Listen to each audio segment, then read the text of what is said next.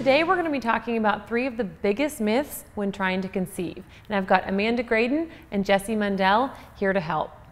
So one of the biggest myths for women trying to conceive is that it's going to happen quickly. And I think, Jessie, maybe you can speak to that a little bit? Yes, so often women think that they'll conceive within the first 1 to 3 months if they're trying to have a baby. And in my personal and professional opinion, it's really just not the case for most women. For some, it will happen right off the bat.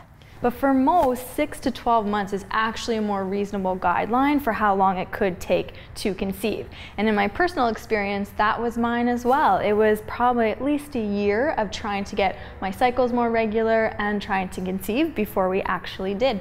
Right, and you're fit and healthy, and how old are you? 27. 27. So again, people think you're younger, you're fit, you're healthy, it's going to happen right off the bat, and that's just not always the case. Absolutely, and especially important to know if you happen to be over the age of 35, if it's taking, say, upwards of 6 months, at that point it might be useful to seek professional help or make an appointment with your doctor just to double check that things are going along on cue and that you can conceive in a reasonable amount of time.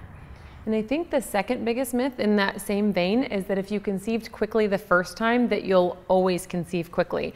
Amanda, you've had 3 pregnancies. Can you speak to that a little bit? Yes, the first one went very quickly, no problem at all. And the second one, I think I was a little impatient, just thinking it was going to happen just like it did the first time, but it doesn't necessarily mean it's going to be that way.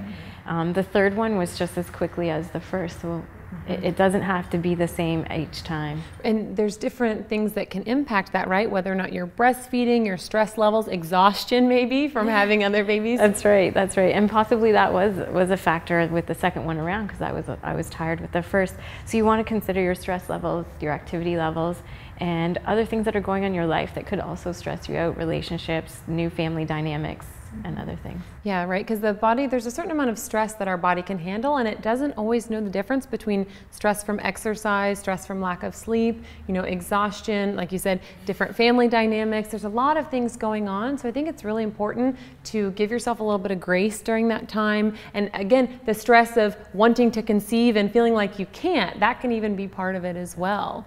So, and the third biggest myth that we found when it comes to trying to conceive is women think that strength training when trying to conceive is not safe. So Jessie, you worked with thousands of women trying to conceive and in pregnancy. Can you speak to that a little bit? Yes, so as you said, tons of my clients and women that I've coached in person and online have all been strength training during the time that they're trying to conceive, and it's not negatively impacted their ability to do so. So strength training as you're trying to conceive is absolutely safe and probably more effective in helping you to conceive as well. So I often see women who use exercise and strength training as a means of managing that stress level that we're talking about, whatever is going on in their life, at home, in their professional world as well.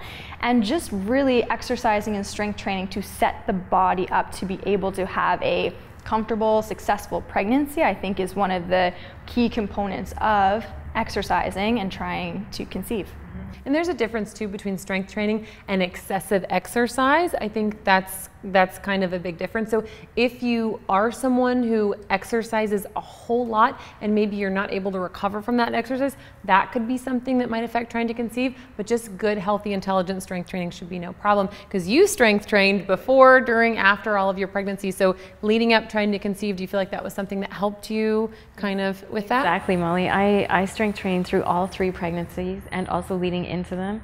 And I think the biggest adjustment to make is your overall volume and intensity, not so much the fact that you need to remove strength training. Strength training actually sets you up for a healthy pregnancy the entire duration and post, helps your recovery after. So I think trying to conceive is the best time to continue and get started if you haven't in strength training to make for a healthy pregnancy. So yeah, the increased muscle mass, the increased bone density, the good hormone profile that comes from strength training, all of that stuff is really important because it, like you said, it sets you up for the fit and healthy pregnancy. During pregnancy, of course, you can still work out, but that's not going to be a time where you're going to try to gain a significant amount of muscle mass or strength. So to have that stuff going into it, it just sets you up for success from the very beginning. So guys, there you have it, the 3 biggest myths of trying to conceive.